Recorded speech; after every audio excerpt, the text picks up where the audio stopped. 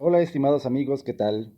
Hoy vamos a hablar sobre la lámina del Códice Quinsburg que se refiere a Cocopin. Es muy interesante comentarles que la historia del códice no inicia con los fundadores, sino empieza con Cocopin, que fue el primer tlatoani ya de cultura colhua que gobernó Tepetlaustok. Entonces aquí lo tenemos representado.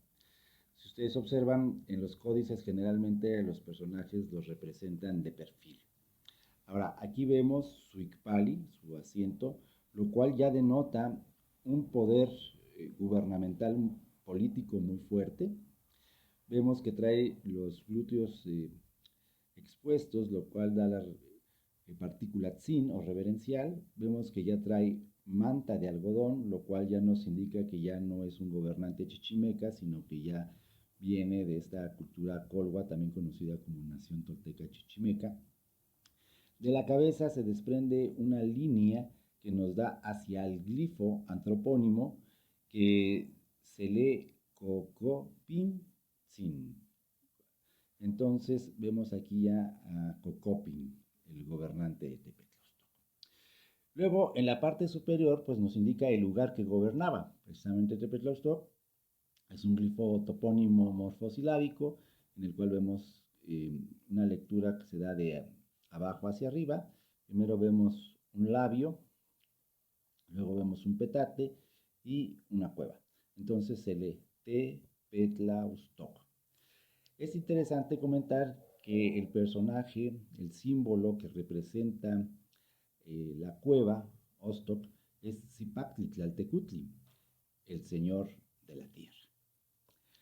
Ahora, ustedes saben que este es un códice mixto, es decir, que lleva tanto la glífica indígena como letras en el sistema occidental.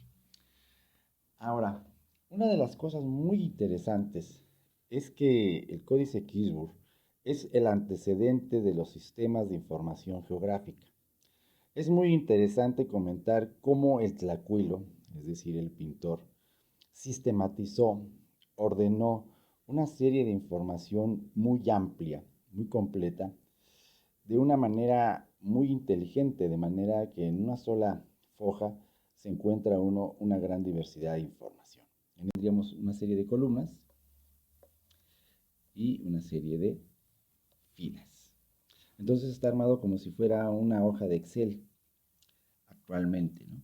Luego vemos en la primera columna los topónimos. En la segunda columna vemos los tributarios. Una tercera columna veríamos el tributo textil y una cuarta columna veríamos el tributo por medio de el trabajo de cementeras. En este caso vemos a Mazahuacán, que sería uno de los tributarios, luego sería Caltecoya, Jecatzingo, Tlapehuacán, Jazahuac o Chiautla, Tlacoyoca, Chicocogua o Chiconcuac. Cada uno de esos, bueno, se puede ir viendo, se puede ir leyendo. Por ejemplo, en el caso de Mazahuacán vemos que es un glifo pictográfico en el cual se representa un venado, ¿no? En el caso, por ejemplo, de Chiconcuac, es un glifo que se puede leer, es un glifo de tipo morfosilábico. Este como rombo da la partícula chi, la olla da el sonido co y esta agua da el sonido a. Entonces se puede leer chi con cuac, ¿sí? Entonces hay unos que son pictográficos, hay unos que son morfosilábicos. Luego, en la siguiente columna vemos los tributarios. En este caso, para Mazahuacán, aquí vemos que daban una serie de tributarios cada 80 días. ¿Cómo sabemos la cantidad de tributarios? Se da una multiplicación. La bandera vale 20, cada punto una unidad y entonces se hace una multiplicación. 20 por 5, 100 tributarios. En el caso de Jicatzingo sería 20 por 2, 40 tributarios. En el caso de Jicatzingo, 20 por 2 igual 40 tributarios. En el caso de Tlapechhuacán, la ausencia implica 0. En el caso de Jazagua o Chiautla, 20 por 1, 20 tributarios. En el caso de Caltecoya, igual 20 por 1, 20 tributarios. Y en el caso de Chiconcuac, 20 por 1, 20 tributarios. Entonces, esto es muy interesante porque esto también nos lleva a la cuestión de la matemática. Tenían sus símbolos para representar números, pero a la vez podían representar operaciones matemáticas, en este caso como las multiplicaciones. En la siguiente columna vemos la cantidad de tributo textil. El lugar que daba más tributo era Mazahuacán. En este caso, 4 mantas. En este caso vale 1. Este punto daban una carga de nahuas. En este caso, una carga de mantas, 2 cargas de camisa, una carga de mantas. Aquí serían 4 petacas. Y aquí se da igual otra multiplicación. Estas son rajas de ocote. Entonces, 20 por 4, 80 rajas de ocote. En el caso de Caltecoya, vemos que se da una carga de mantas, igual aquí otra carga de mantas ricas, una carga de nahuas, una carga de camisas, y así sucesivamente. Es interesante, por ejemplo, en el caso de Tlapechhuacán, ellos no dan tributo textil, lo que trabajan son 2 cementeras, y en este caso esas cementeras cada punto vale 20, entonces 20 por 4, 80, igual 20 por 4, 80, o sea, de una dimensión de 80 por 80 brazas. En el caso de Jazagua o Chiautla, no daban igual tributo textil, pero sí daban el servicio de encaladores.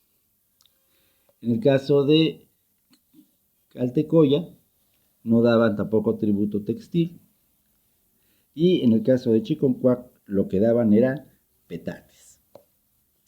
En la última columna vemos la cantidad de sementeras de maíz que daban los diferentes pueblos, ¿no? En el caso de Mazahuacán, trabajaban una sementera de maíz de 400 brazas. Este símbolo representa el 400 y se conoce como tzontli. Igual entonces aquí, en el caso de Caltecoya, trabajaba 400 brazas de maíz. Igual en el caso de Jicatzingo. Como veíamos en el caso de Tlapechhuacán, eran 2 cementeras de 80 brazas cada uno. En el caso de Jazagua, no trabajaban ninguna cementera. Y en el caso de Tlacayocan, trabajaban una cementera de 400 brazas. Chiconcuac no daba ninguna. Entonces se dan cuenta de la cantidad de información que brinda y que además está perfectamente estructurada en un sistema de información. Entonces, esta lámina es sumamente interesante porque nos da información tanto desde el punto de vista de glifos antropónimos, topónimos, matemáticos, además de que nos va mostrando la cantidad de tributo que tenía derecho Tepetlaustó. Es importante señalar que esas estancias estaban fuera de lo que era propiamente Tepetlaustoc. Por ejemplo, vemos en el caso de Jicatzingo, que es el actual municipio de Caxingo, que es el último municipio que se encuentra en el Estado de México, a la parte de sur, en la parte de los volcanes. Vemos, por ejemplo, el caso de Tlapechhuacán, que era una comunidad que está en Chalco, o, por ejemplo, Mazahuacán, que aquí hay 2 hipótesis. Hay un Mazahuacán en Hidalgo, es muy probablemente el que sea al que se refiere al códice, aunque también la comunidad de San Felipe del Progreso se le conocía también en la antigüedad como Mazahuacán. Entonces, en síntesis podemos ver que los tlacuilos tenían grandes conocimientos en su escritura, en su matemática y en la forma de organizar sus pensamientos por medio de columnas y filas, generando así un antecedente de los sistemas de información geográfica. Muchas gracias.